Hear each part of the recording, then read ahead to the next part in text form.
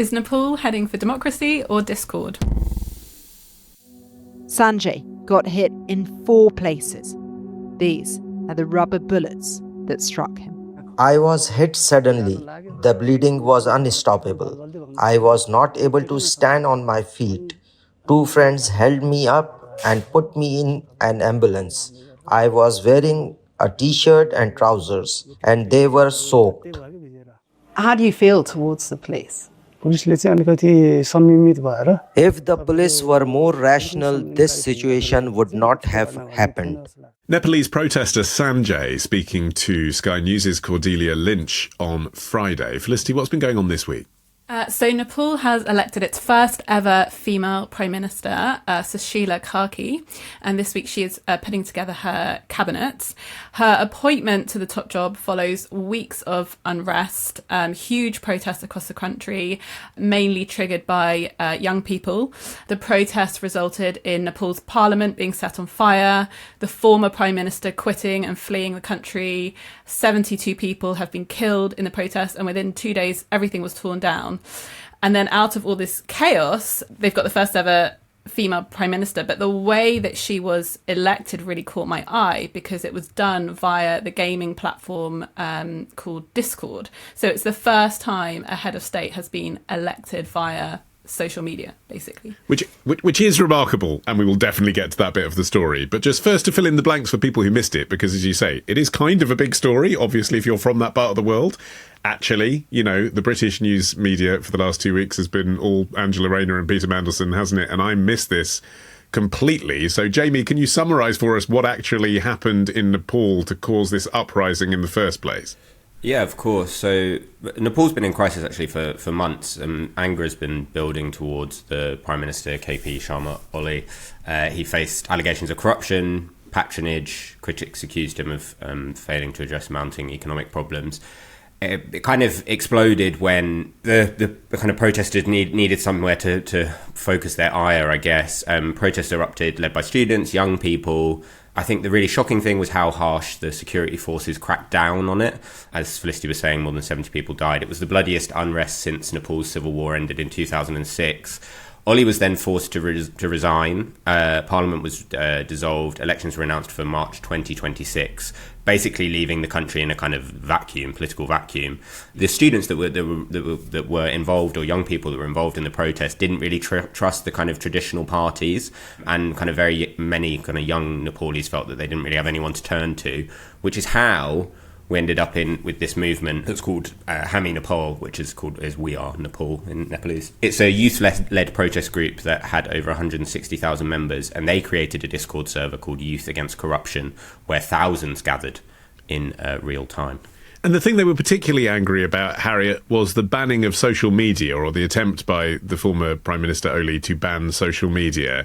And that happened because of basically a hashtag that had been going viral. Just tell us about that, and then we'll get onto the Discord thing. Yeah, so it's fascinating, actually, because social media kind of started this in the first place. So what happened was this Nepo Kid campaign took off on social media, which was basically highlighting the incredibly lavish lifestyles of the politicians' children. And the overarching theme of this was anger at the corruption and wealth inequality in such an unbelievably poor nation. All they could see was the kids of these politicians kind of living the life. So because of that Nepo Kid campaign, that was, many people said, was the main trigger for the government trying to ban all of these social media platforms.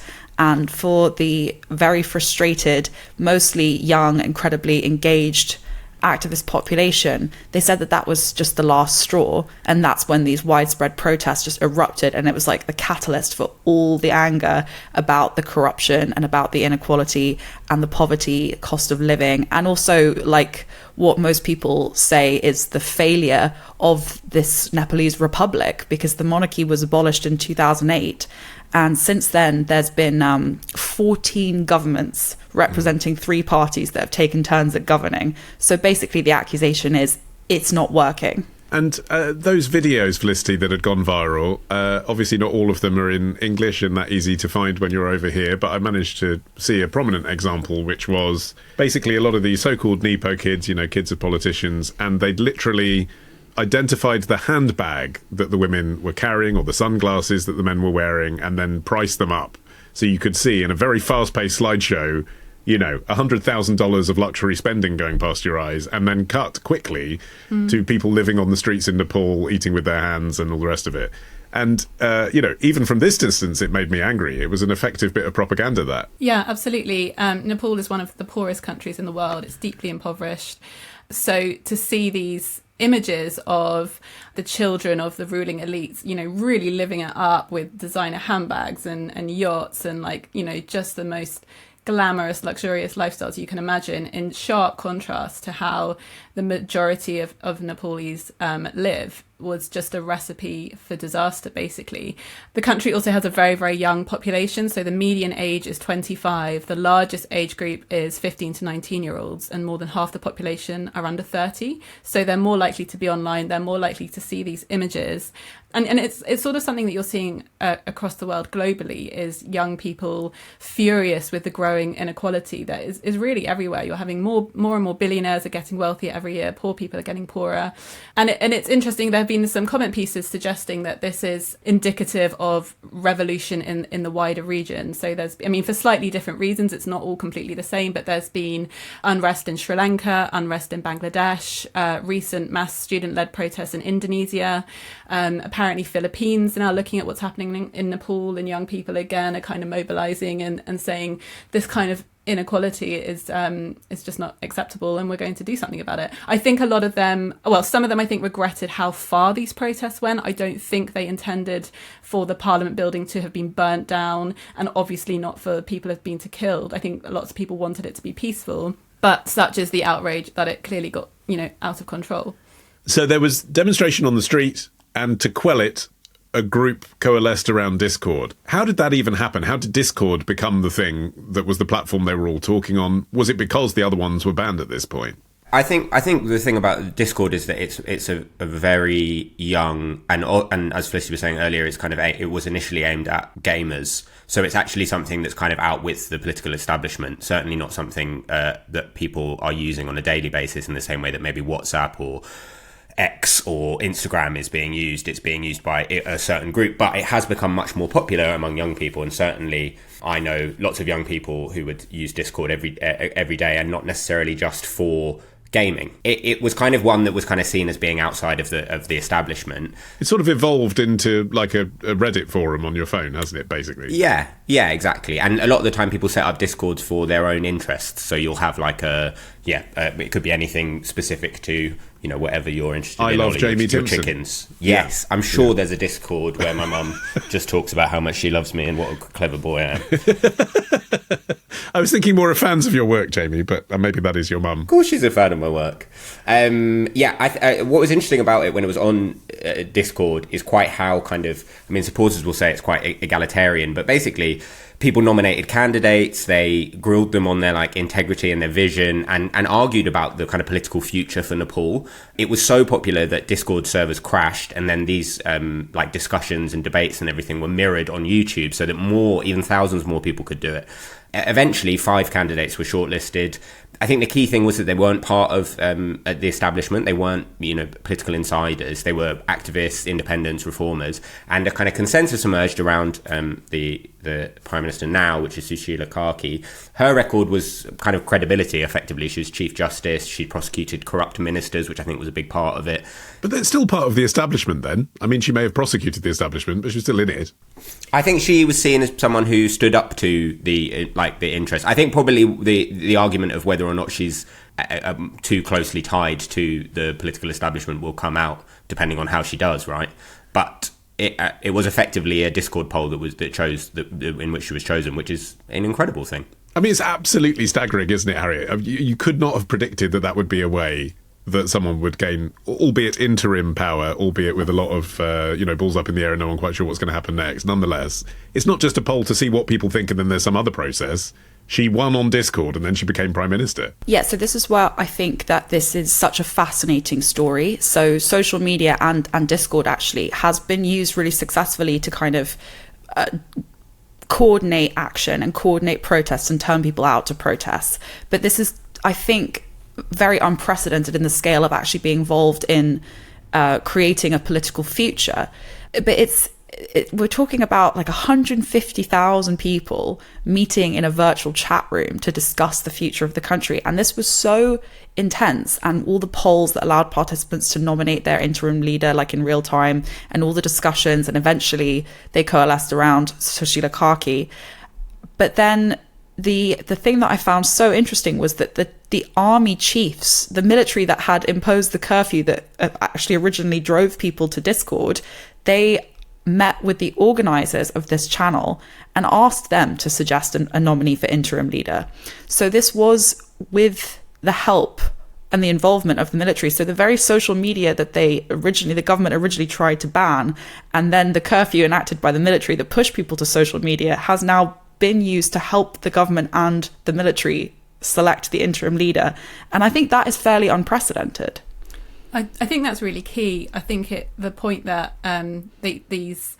the group on Discord and the protesters still relied on the army and getting the army on side to basically agree that they would allow Sushila Karki to be in power for the next 6 months is still quite a big deal.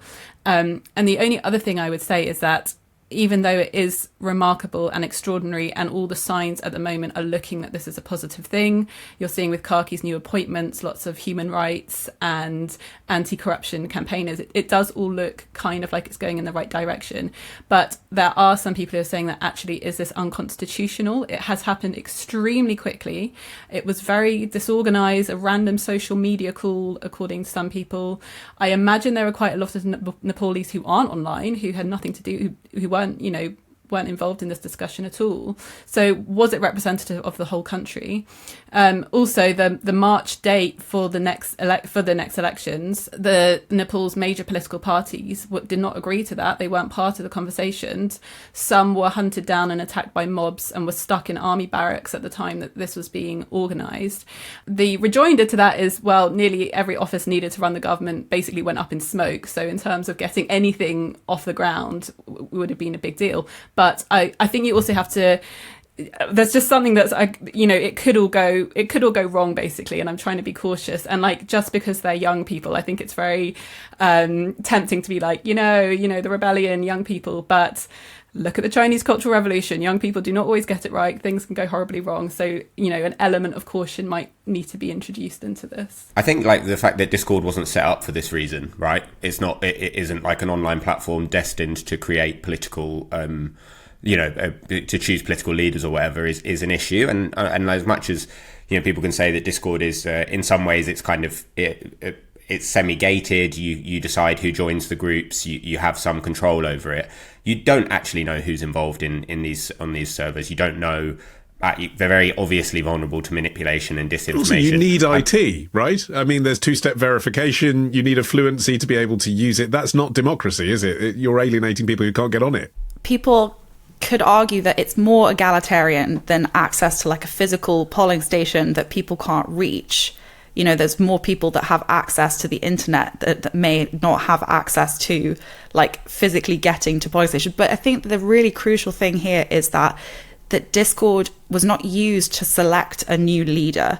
It was used to suggest a candidate for interim leader that was then chosen by the military. And we're not talking that this has elected a new leader. This is, if Discord hadn't been used in this way, then as far as I can understand it, the interim leader would have been chosen without any involvement of the people. So we're not saying that this is in place of a democratic election. We're not saying that this is in place of ballots. This is simply the army asked them to suggest a candidate for interim leader, which was much more, if you could argue that's much more democratic and egalitarian than the army just selecting one themselves.